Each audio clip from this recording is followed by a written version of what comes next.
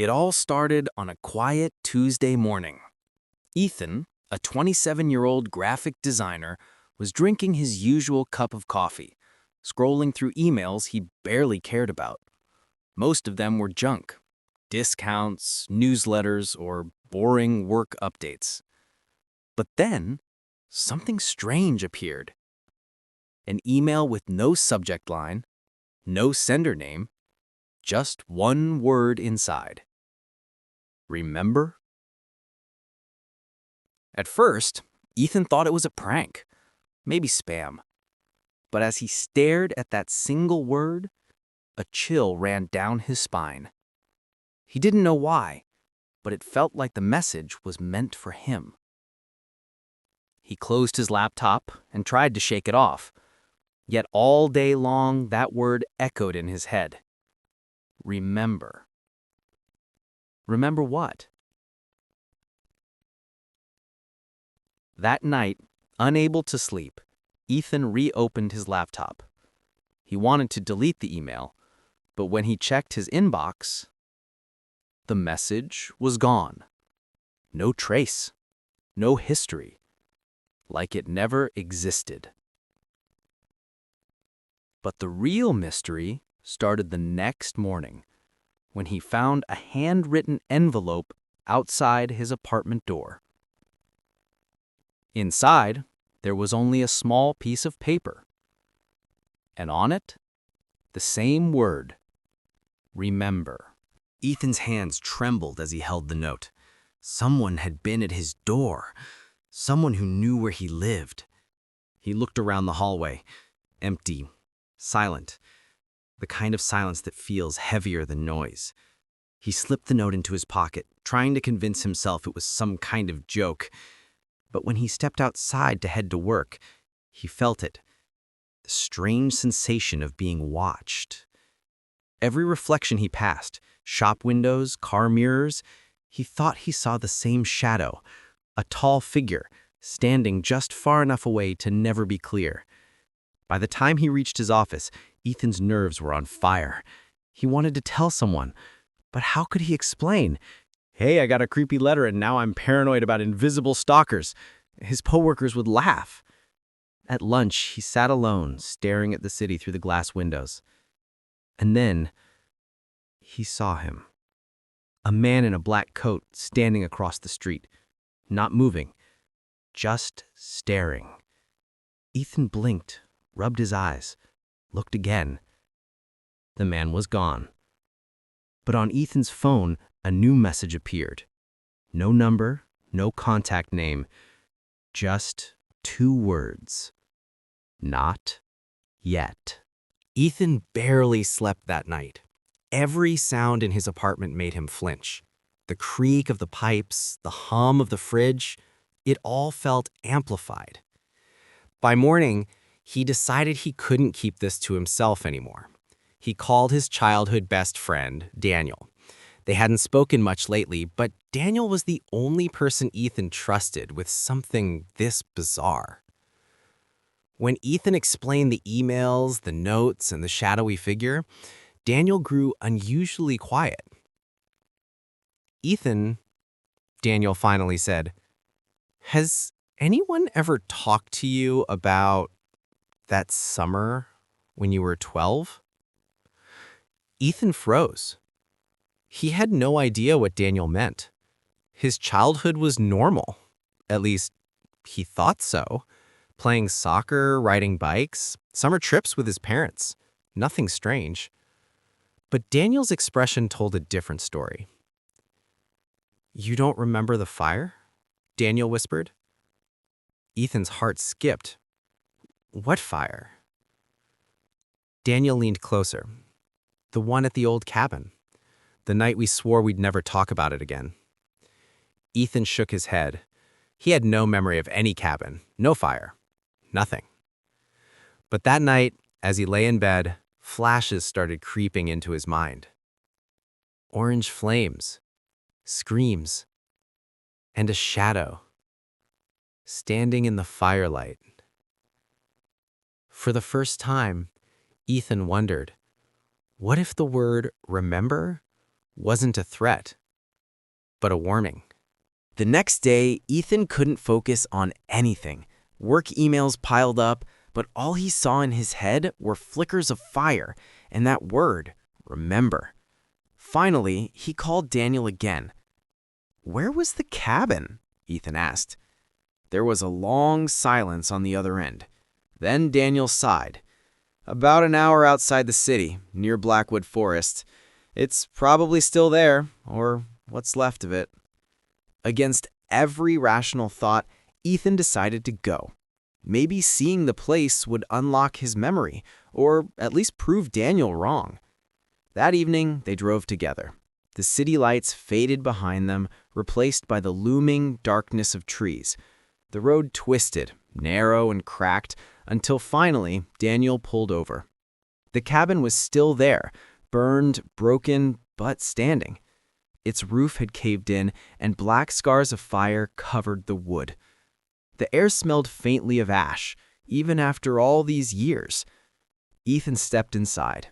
The floor groaned beneath him. His flashlight beams swept across the ruins and landed on something half buried in the corner. A small metal box, rusted shut. Daniel's face went pale. "Don't touch it." But Ethan was already kneeling, brushing away the dirt. His fingers shook as he pried it open.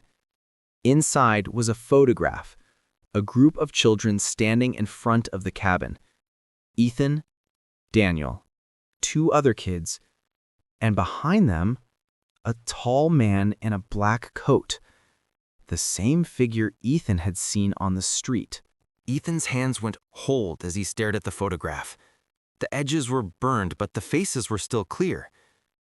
He whispered, "Who's that man?" Daniel shifted uncomfortably. We never figured out his real name. We called him the Watcher." "The Watcher," Ethan repeated, his voice cracking. Daniel nodded slowly. "That summer, we used to sneak into the woods. We thought it was fun, but one night we found this cabin, and he was already there." Ethan felt the ground sway beneath him. What happened in the fire? Daniel's eyes darted to the shadows of the ruined cabin, as if the man might still be listening. "You don't remember because you weren't supposed to. We swore to bury it, to never talk about it again." "But why?" Ethan demanded. Daniel finally met his eyes. His voice was barely a whisper. "Because one of us didn't make it out. One of the kids in the photo. The fourth boy. A face Ethan couldn't even put a name to." Suddenly, the air grew icy cold, though no wind blew. Ethan's flashlight flickered once, then died. From somewhere deep in the trees came the crunch of footsteps. Slow, steady, approaching the cabin. Daniel grabbed Ethan's arm. "We have to go. Now." Ethan's pulse hammered in his ears. The footsteps outside grew louder, closer, until they stopped just beyond the broken doorway. The two men stood frozen in the darkness of the ruined cabin. Ethan barely breathed. Daniel gripped his arm so tightly his knuckles turned white. A shadow filled the doorway. Tall, unmoving. The same black coat from the photo. "Who are you?" Ethan finally shouted, his voice trembling. No answer.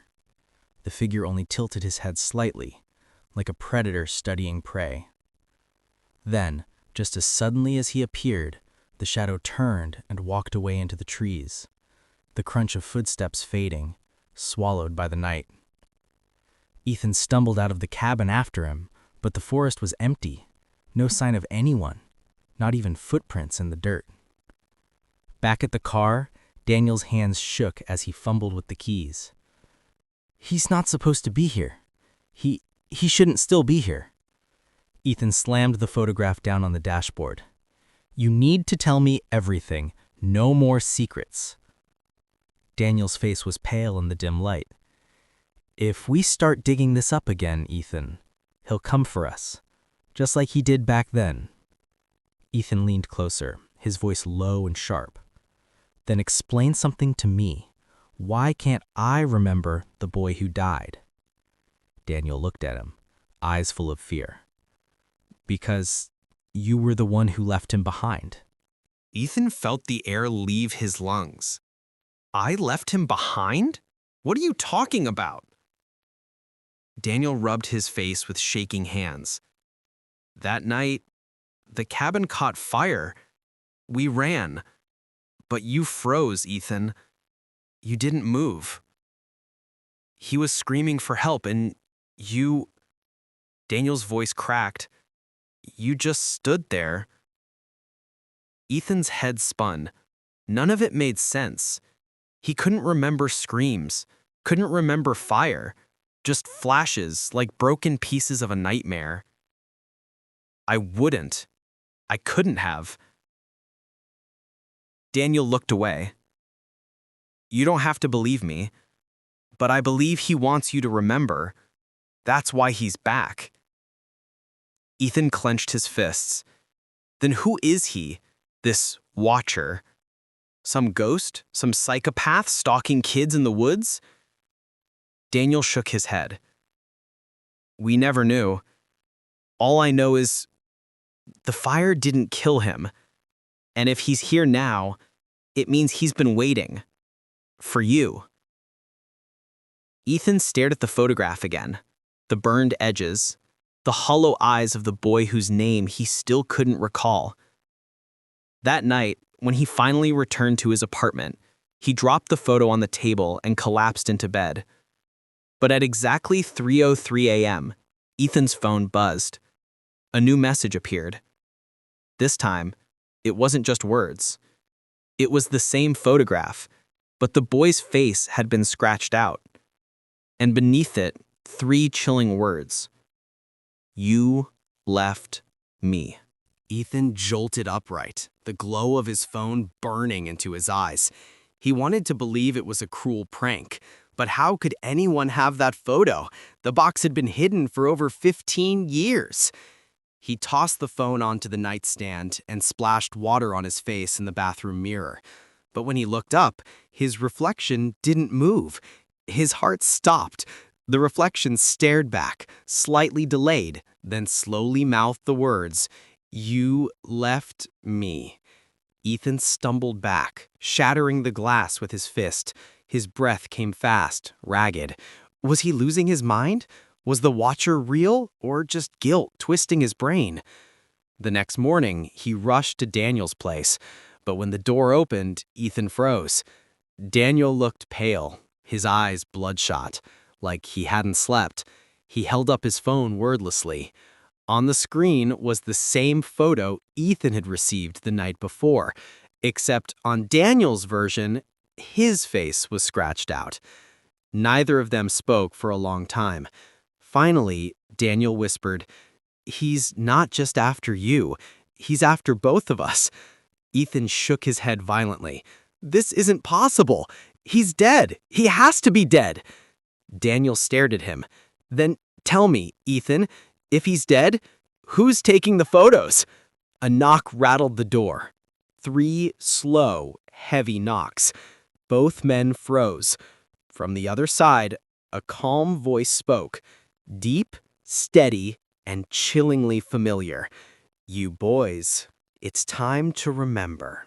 The room went silent. Ethan's skin prickled with cold sweat as the voice echoed through the door. Daniel mouthed, "Don't open it." But the door slowly creaked anyway. The lock hadn't even been touched. It swung inward, heavy and deliberate, as if the air itself had pushed it. And there he was, the Watcher. Tall, the same black coat from the photo, his face shadowed beneath the brim of an old hat. His presence filled the apartment like a weight pressing down on their chests. Ethan forced the words out. "Who are you?" The man tilted his head. His voice was calm, almost gentle. "I'm the part of you that remembers, the part you buried." Ethan shook his head violently. "No, you're not real." The Watcher stepped closer, his boots echoing on the floor. Not real? Tell that to the boy you left in the fire. Daniel grabbed a kitchen knife, pointing it at the figure. Stay away! The watcher didn't even flinch. Instead, he raised a hand and dropped something onto the floor. A charred toy car. Burned, melted, but still recognizable. Ethan's chest tightened. He had one just like it as a child. The watcher's voice dropped to a whisper. You can't run from the past forever. The truth will burn its way back. Ethan's vision blurred, flashes of fire and screaming returning stronger than ever. The smell of smoke filled his lungs, so real it made him choke. When he blinked, the apartment was gone. He was standing inside the burning cabin again. Flames roared around Ethan, crackling wood collapsing in the heat. He stumbled, coughing, but his body moved like he was 12 again, small, weak, terrified. Through the smoke, he saw them. Daniel, the other boy, and him. The watcher, standing tall, untouched by fire. The missing boy's face finally came into focus. Red hair, freckles, wide eyes full of fear. Ethan's heart shattered. Tommy, his cousin, his best friend. "Help me!" Tommy screamed, trapped beneath a fallen beam. Daniel had been pulling at Ethan's arm, begging him to run. But Ethan remembered now. He hadn't frozen. He hadn't abandoned Tommy. He looked up at the watcher, and the watcher had whispered into his mind, "Leave him." The memory hit like a blade. Ethan hadn't chosen. He had obeyed. Back in the present, Ethan collapsed to his knees. Tears burned hotter than the fire. "It wasn't me. It was you. You made me leave him." The watcher stepped forward, his shadow stretching across the flames. His voice was everywhere, inside Ethan's skull. "I am you. I am every choice you regret, every memory you bury. I am the part that never let go." The flames surged higher. The cabin shook, splitting apart. Daniel's voice screamed in the distance, but Ethan barely heard it.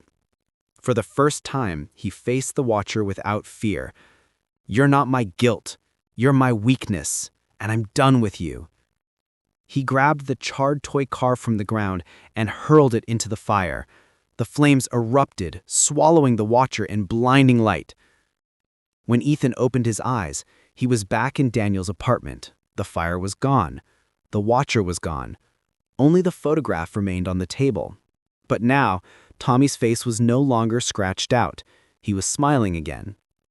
Ethan let out a shaky breath. For the first time in 15 years, he remembered, and maybe, just maybe, he could forgive himself.